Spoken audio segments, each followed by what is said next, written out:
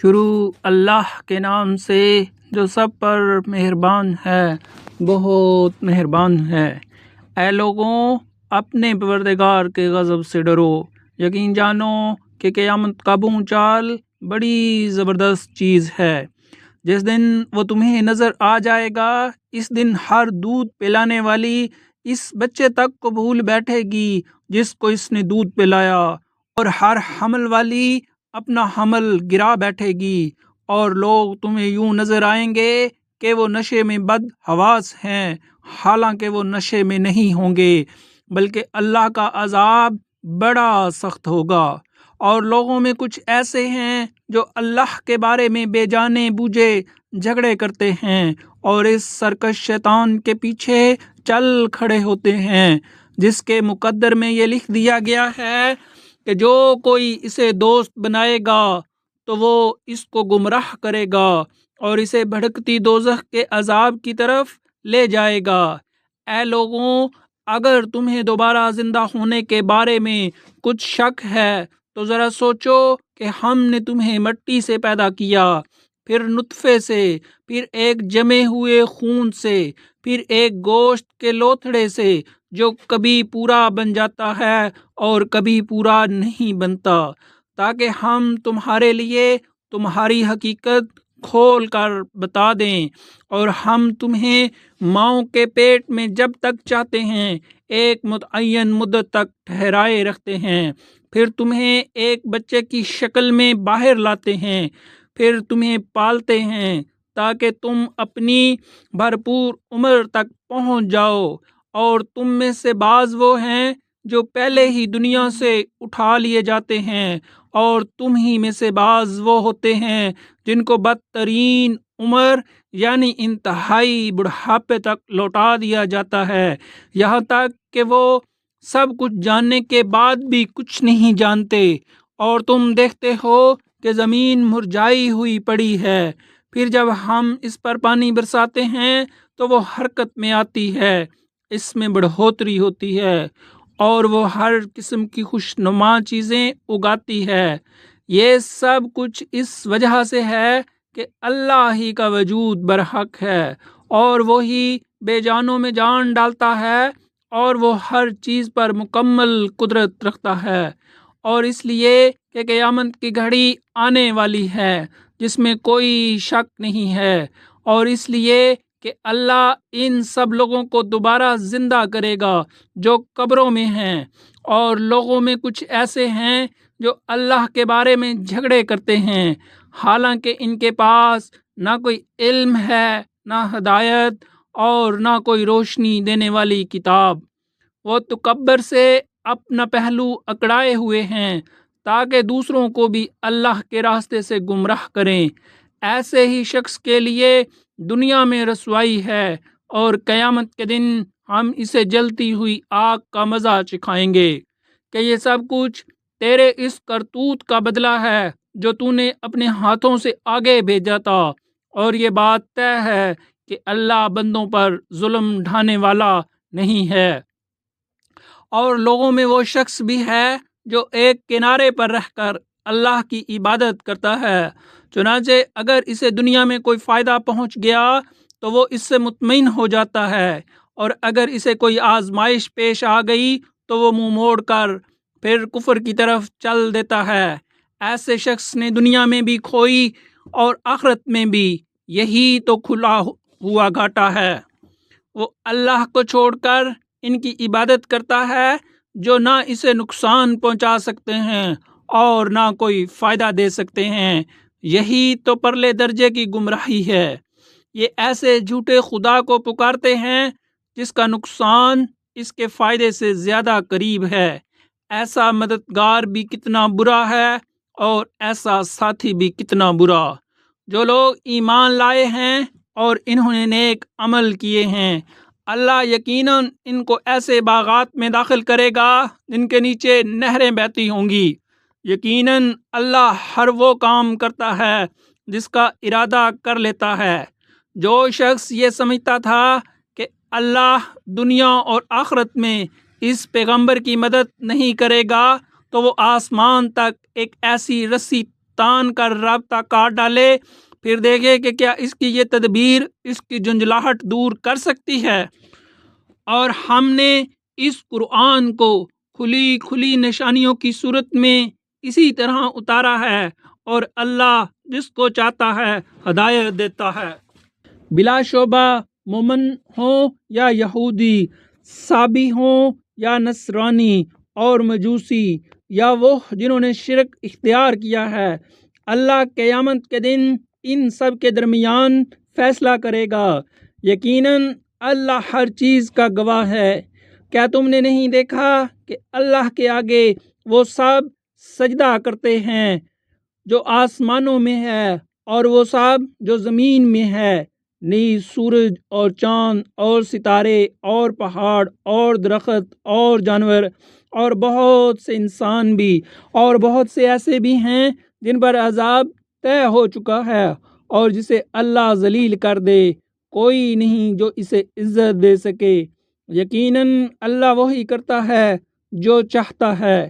یہ مومن اور کافر دو فریق ہیں جنہوں نے اپنے پروردگار کے بارے میں ایک دوسرے سے جھگڑا کیا ہے۔ اب اس کا فیصلہ اس طرح ہوگا کہ جن لوگوں نے کفر اپنایا ہے ان کے لیے آگ کے کپڑے تراشے جائیں گے، ان کے سروں کے اوپر سے کھولتا ہوا پانی چھوڑا جائے گا جس سے ان کے پیٹ کے اندر کی چیزیں اور کھالیں گل جائیں گی، اور ان کے لیے لوہے کے ہتھوڑے ہوں گے۔ جب کبھی تکلیف سے تنگ آ کر وہ اس سے نکلنا چاہیں گے تو انہیں پھر اسی میں لوٹا دیا جائے گا کہ چکھو جلتی آگ کا مزہ۔ دوسری طرف جو لوگ ایمان لائے ہیں اور جنہوں نے نیک کام کیے ہیں، اللہ ان کو ایسی جنتوں میں داخل کرے گا جس کے نیچے سے نہریں بہتی ہوں گی، جہاں انہیں سونے کے کنگنوں اور موتیوں سے سجایا جائے گا، اور جہاں ان کا لباس ریشم ہوگا۔ اور وجہ یہ ہے کہ ان لوگوں کی رسائی پاکیزہ بات یعنی کلمہ توحید تک ہو گئی تھی، اور وہ اس خدا کے راستے تک پہنچ گئے تھے جو ہر تعریف کا مستحق ہے۔ بے شک وہ لوگ سزا کے لائق ہیں جنہوں نے کفر اپنا لیا ہے، اور جو دوسروں کو اللہ کے راستے سے اور اس مسجد حرام سے روکتے ہیں جسے ہم نے لوگوں کے لیے ایسا بنایا ہے کہ اس میں وہاں کے باشندے اور باہر سے آنے والے سب برابر ہیں، اور جو کوئی شخص اس میں ظلم کر کے ٹیڑھی راہ نکالے گا ہم اسے دردناک عذاب کا مزہ چکھائیں گے۔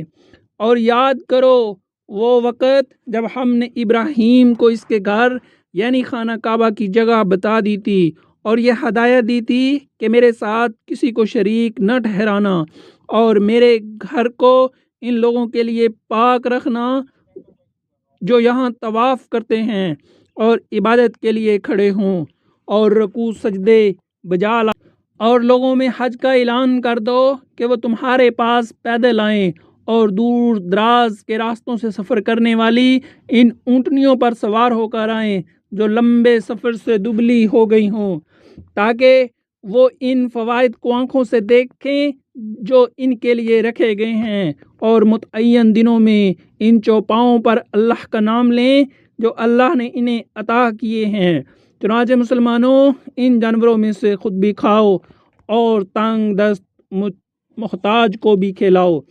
پھر حج کرنے والے لوگوں کو چاہیے کہ وہ اپنا میل کچیل دور کریں اور اپنی منتیں پوری کریں اور اس بیت عتیق کا طواف کریں۔ یہ ساری باتیں یاد رکھو، اور جو شخص ان چیزوں کی تعظیم کرے گا جن کو اللہ نے حرمت دی ہے تو اس کے حق میں یہ عمل اس کے پروردگار کے نزدیک بہت بہتر ہے۔ سارے مویشی تمہارے لیے حلال کر دیے گئے ہیں سوائے ان جانوروں کے جن کی تفصیل تمہیں پڑھ کر سنا دی گئی ہے، لہٰذا بتوں کی گندگی اور جھوٹ بات سے اس طرح بچ کر رہو کہ تم یکسوئی کے ساتھ اللہ کی طرف رخ کیے ہوئے ہو، اس کے ساتھ کسی کو شریک نہ مانتے ہو، اور جو شخص اللہ کے ساتھ کسی کو شریک ٹھہرائے تو گویا وہ آسمان سے گر پڑا، پھر یا تو پرندے اسے اچک لے جائیں یا ہوا اسے کہیں دور دراز کی جگہ لا پھینکے۔ یہ ساری باتیں یاد رکھو، اور جو شخص اللہ کے شعائر کی تعظیم کرے تو یہ بات دلوں کے تقوی سے حاصل ہوتی ہے۔ تمہیں ایک معین وقت تک ان جانوروں سے فوائد حاصل کرنے کا، پھر ان کے حلال ہونے کی منزل اسی قدیم گھر یعنی خانہ کعبہ کے آس پاس ہے، اور ہم نے ہر امت کے لیے قربانی اس غرض کے لیے مقرر کی ہے کہ وہ ان مویشیوں پر اللہ کا نام لیں جو اللہ نے انہیں عطا فرمائے ہیں، لہذا تمہارا خدا بس ایک ہی خدا ہے، چنانچہ تم اسی کی فرمانبرداری اور خوشخبری بھی سنا دو ان لوگوں کو جن کے دل اللہ کے آگے جھکے ہوئے ہیں،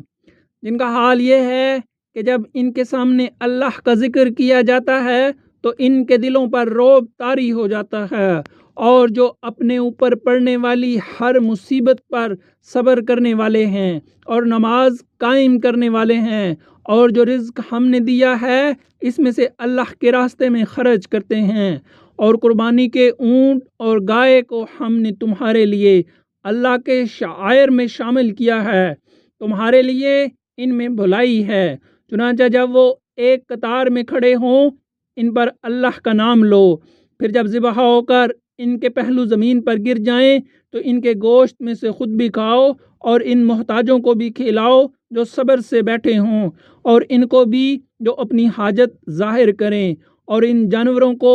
ہم نے اسی طرح تابع بنا دیا ہے تاکہ تم شکر گزار بنو۔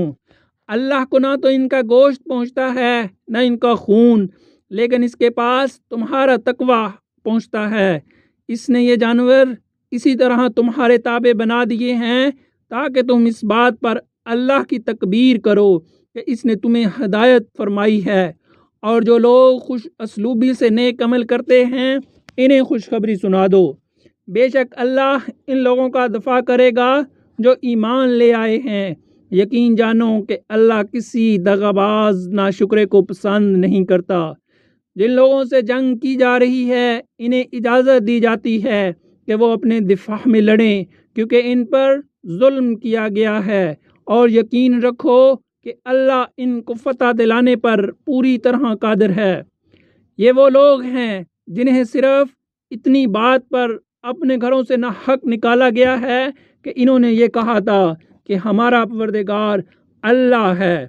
اور اگر اللہ لوگوں کے ایک گروہ کے شر کو دوسرے کے ذریعے دفع نہ کرتا رہتا تو خانقاہیں اور کلیسا اور عبادت گاہیں اور مسجدیں جن میں اللہ کا کثرت سے ذکر کیا جاتا ہے سب مسمار کر دی جاتی، اور اللہ ضرور ان لوگوں کی مدد کرے گا جو اس کے دین کی مدد کرے گا، بلا شبہ اللہ بڑی قوت والا بڑے اقتدار والا ہے۔ یہ ایسے لوگ ہیں کہ اگر ہم انہیں زمین میں اقتدار بخشیں تو وہ نماز قائم کریں اور زکوٰۃ ادا کریں اور لوگوں کو نیکی کی تاکید کریں اور برائی سے روکیں، اور تمام کاموں کا انجام اللہ ہی کے قبضے میں ہے۔ اور اے پیغمبر، اگر یہ لوگ تمہیں جھٹلاتے ہیں تو ان سے پہلے نوح کی قوم اور عاد و ثمود کی قومیں بھی اپنے اپنے پیغمبروں کو جھٹلا چکی ہیں، نیز ابراہیم کی قوم اور لوط کی قوم اور مدین کے لوگ بھی، اور موسیٰ کو بھی جھٹلایا گیا تھا، چنانچہ ان کافروں کو میں نے کچھ ڈھیل دی پھر انہیں پکڑ میں لے لیا، اب دیکھ لو میری پکڑ کیسی تھی۔ غرض کتنی بستیاں تھیں جن کو ہم نے اس وقت ہلاک کیا جب وہ ظلم، چنانچہ وہ اپنی چھتوں کے بل گر پڑی ہیں، اور کتنے ہی کنویں جو اب بیکار ہوئے پڑے ہیں، اور کتنے پکے بنے ہوئے محل جو کھنڈر بن چکے ہیں۔ تو کیا یہ لوگ زمین میں چلے پھرے نہیں ہیں جس سے انہیں وہ دل حاصل ہوتے ہیں جو انہیں سمجھ دے سکے، یا ایسے کان حاصل ہوتے ہیں جس سے وہ سن سکتے؟ حقیقت یہ ہے کہ آنکھیں اندھی نہیں ہوتیں بلکہ وہ دل اندھے ہو جاتے ہیں جو سینوں کے اندر ہیں، اور یہ لوگ تم سے عذاب جلدی لانے کا مطالبہ کرتے ہیں، حالانکہ اللہ اپنے وعدے کی ہرگز خلاف ورزی نہیں کرے گا، اور یقین جانو کہ تمہارے رب کے یہاں کا ایک دن تمہاری گنتی کے مطابق 1000 سال کی طرح کا ہوتا ہے۔ اور کتنی ہی بستیاں ایسی تھیں جنہیں میں نے مہلت دی تھی اور وہ ظلم کرتی رہیں، پھر میں نے انہیں پکڑ میں لے لیا، اور سب کو آخرکار میرے پاس ہی لوٹنا ہے۔ اے پیغمبر کہہ دو کہ اے لوگوں، میں نے تمہیں وضاحت کے ساتھ خبردار کرنے والا ہوں۔ پھر جو لوگ ایمان لے آئے ہیں اور نیک عمل کرنے لگے تو ان کے لیے مغفرت ہے اور باعزت رزق ہے، اور جن لوگوں نے ہماری نشانیوں کو نیچا دکھانے کے لیے دوڑ دھوپ کی ہے تو وہ دوزخ کے باسی ہیں۔ اور اے پیغمبر تم سے پہلے ہم نے جب بھی کوئی رسول یا نبی بھیجا تو اس کے ساتھ یہ واقعہ ضرور ہوا کہ جب اس نے اللہ کا کلام پڑھا تو شیطان نے اس کے پڑھنے کے ساتھ ہی کفار کے دلوں میں کوئی رکاوٹ ڈال دی، پھر جو رکاوٹ شیطان ڈالتا ہے اللہ اسے دور کر دیتا ہے، پھر اپنی آیتوں کو زیادہ مضبوط کر دیتا ہے، اور اللہ بڑے علم کا، بڑی حکمت۔ یہ شیطان نے رکاوٹ اس لیے ڈالی تاکہ جو رکاوٹ شیطان نے ڈالی تھی اللہ اسے ان لوگوں کے لیے فتنہ بنا دے جن کے دلوں میں روگ ہے اور جن کے دل سخت ہیں، اور یقین جانو کہ یہ ظالم لوگ مخالفت میں بہت دور۔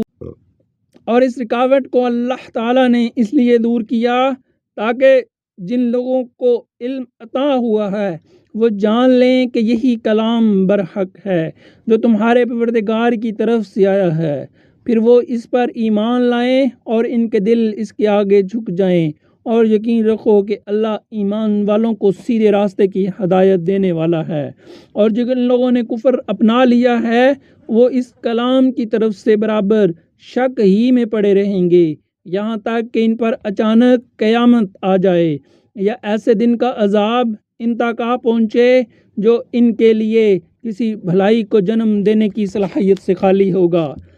بادشاہی اس دن اللہ کی ہوگی اور وہ ان کے درمیان فیصلہ کرے گا۔ چنانچہ جو لوگ ایمان لائے ہیں اور انہوں نے نیک عمل کیے ہیں وہ نعمتوں کے باغات میں ہوں گے، اور جن لوگوں نے کفر اپنا لیا ہے اور ہماری آیتوں کو جھٹلایا ہے تو ایسے لوگوں کے لیے ذلت والا عذاب ہوگا۔ اور جن لوگوں نے اللہ کے راستے میں ہجرت کی پھر قتل کر دیے گئے یا ان کا انتقال ہو گیا تو اللہ انہیں ضرور اچھا رزق دے گا، اور یقین رکھو کہ اللہ ہی بہتر رزق دینے والا ہے۔ وہ انہیں ضرور ایسی جگہ پہنچائے گا جس سے وہ خوش ہو جائیں گے، اور اللہ یقیناً ہر بات جاننے والا بڑا بردبار ہے۔ یہ بات طے ہے، اور آگے یہ بھی سن لو کہ جس شخص نے کسی کو بدلے میں اتنی ہی تکلیف پہنچائی جتنی اس کو پہنچائی گئی تھی، اس کے بعد پھر اس سے زیادتی کی گئی تو اللہ اس کی ضرور مدد کرے گا۔ یقین رکھو کہ اللہ بہت معاف کرنے والا، بہت بخشنے والا ہے۔ یہ اس لیے کہ اللہ کی قدرت اتنی بڑی ہے کہ وہ رات کو دن میں داخل کر دیتا ہے اور دن کو رات میں داخل کر دیتا ہے، اور اس لیے کہ اللہ ہر بات سنتا، ہر چیز دیکھتا ہے۔ یہ اس لیے کہ اللہ ہی حق ہے، اور یہ لوگ اسے چھوڑ کر جن چیزوں کی عبادت کرتے ہیں وہ سب باطل ہیں، اور اللہ ہی وہ ہے جس کی شان بھی اونچی ہے، رتبہ بھی بڑا۔ کیا تم نے نہیں دیکھا کہ اللہ نے آسمان سے پانی اتارا جس سے زمین سرسبز ہو جاتی ہے؟ حقیقت یہ ہے کہ اللہ بڑا مہربان، ہر بات سے باخبر ہے۔ جو کچھ آسمانوں میں ہے اور جو کچھ زمین میں ہے سب اسی کا ہے، اور یقین رکھو کہ اللہ ہی وہ ذات ہے جو سب سے بے نیاز ہے، بذات خود قابل تعریف۔ کیا تم نے نہیں دیکھا کہ اللہ نے زمین کی ساری چیزیں تمہارے کام میں لگا رکھی ہیں، اور وہ کشتیاں بھی جو اس کے حکم سے سمندر میں چلتی ہیں، اور اس نے آسمان کو اس طرح تھام رکھا ہے کہ وہ اس کی اجازت کے بغیر زمین ہے۔ حقیقت یہ ہے کہ اللہ لوگوں کے ساتھ شفقت کا برتاؤ کرنے والا بڑا مہربان ہے، اور وہی ہے جس نے تمہیں زندگی دی، پھر وہ تمہیں موت دے گا، پھر تمہیں زندہ کرے گا، واقعی انسان بڑا ناشکرا ہے۔ ہم نے ہر امت کے لوگوں کے لیے عبادت کا ایک طریقہ مقرر کیا ہے جس کے مطابق وہ عبادت کرتے ہیں، لہٰذا اے پیغمبر لوگوں کو تم سے اس معاملے میں جھگڑنا نہیں کرنا چاہیے اور تم اپنے پروردگار کی طرف دعوت دیتے رہو، تم یقیناً سیدھے راستے پر ہو۔ اور اگر وہ تم سے جھگڑیں تو کہہ دو کہ جو کچھ تم کر رہے ہو اللہ قیامت کے دن تمہارے درمیان ان باتوں کا فیصلہ کرے گا جن میں تم اختلاف کیا کرتے تھے۔ کیا تم نہیں جانتے کہ آسمان اور زمین کی تمام چیزیں اللہ کے علم میں ہیں؟ یہ سب باتیں ایک کتاب میں محفوظ ہیں۔ بے شک یہ سارے کام اللہ کے لیے بہت آسان ہیں، اور یہ لوگ اللہ کو چھوڑ کر ان چیزوں کی عبادت کرتے ہیں جن کے معبود ہونے کی اللہ نے کوئی دلیل نازل نہیں کی، اور خود ان لوگوں کو بھی اس کے بارے میں کوئی علم حاصل نہیں، اور ان ظالموں کا آخرت میں کوئی مددگار نہیں ہوگا۔ اور جب ان کو ہماری آیتیں اپنی پوری وضاحتوں کے ساتھ پڑھ کر سنائی جاتی ہیں تو تم ان کافروں کے چہروں پر ناگواری کے اثرات صاف پہچان لیتے ہو۔ ایسا لگتا ہے کہ یہ ان لوگوں پر حملہ کر دیں گے جو انہیں ہماری آیتیں پڑھ کر سنا رہے ہیں۔ کہہ دو کہ لوگوں، کیا میں تمہیں ایسی چیز بتلا دوں جو اس سے زیادہ ناگوار ہے؟ آگ، اللہ نے کافروں سے اس کا وعدہ کر رکھا ہے اور وہ بہت برا ٹھکانہ ہے۔ لوگوں، ایک مثال بیان کی جا رہی ہے، اب اسے کان لگا کر سنو۔ تم لوگ اللہ کو چھوڑ کر جن جن کو دعا کے لیے پکارتے ہو وہ ایک مکھی بھی پیدا نہیں کر سکتے، چاہے اس کام کے لیے سب کے سب اکٹھے ہو جائیں، اور اگر مکھی ان سے کوئی چیز چھین کر لے جائے تو وہ اس سے چھڑا بھی نہیں سکتے۔ ایسا دعا مانگنے والا بھی بودا، اور جس سے دعا مانگی جا رہی ہے وہ بھی۔ ان لوگوں نے اللہ کی ٹھیک قدر ہی نہیں پہچانی۔ حقیقت یہ ہے کہ اللہ قوت کا بھی مالک ہے، اقتدار کا بھی مالک۔ اللہ فرشتوں میں سے بھی اپنا پیغام پہنچانے والا منتخب کرتا ہے اور انسانوں میں سے بھی۔ یقیناً اللہ ہر بات سنتا، وہ ان کے آگے اور پیچھے کی ساری باتوں کو جانتا ہے، اور اللہ ہی پر تمام معاملات کا دار و مدار ہے۔ اے ایمان والو، رکوع کرو اور سجدہ کرو اور اپنے پروردگار کی بندگی کرو اور بھلائی کے کام کرو تاکہ تمہیں فلاح حاصل ہو، اور اللہ کے راستے میں جہاد کرو جیسا کہ جہاد کا حق ہے۔ اس نے تمہیں اپنے دین کے لیے منتخب کر لیا ہے اور تم پر دین کے معاملے میں کوئی تنگی نہیں رکھی۔ اپنے باپ ابراہیم کے دین کو مضبوطی سے تھام لو، اس نے پہلے بھی تمہارا نام مسلم رکھا تھا اور اس قرآن میں بھی، تاکہ یہ رسول تمہارے لیے گواہ بنے اور تم دوسرے لوگوں کے لیے گواہ بنو۔ لہذا نماز قائم کرو اور زکوٰۃ ادا کرو اور اللہ کو مضبوطی سے تھامے رکھو، وہ تمہارا رکھوالا ہے۔ دیکھو کتنا اچھا رکھوالا ہے اور کتنا اچھا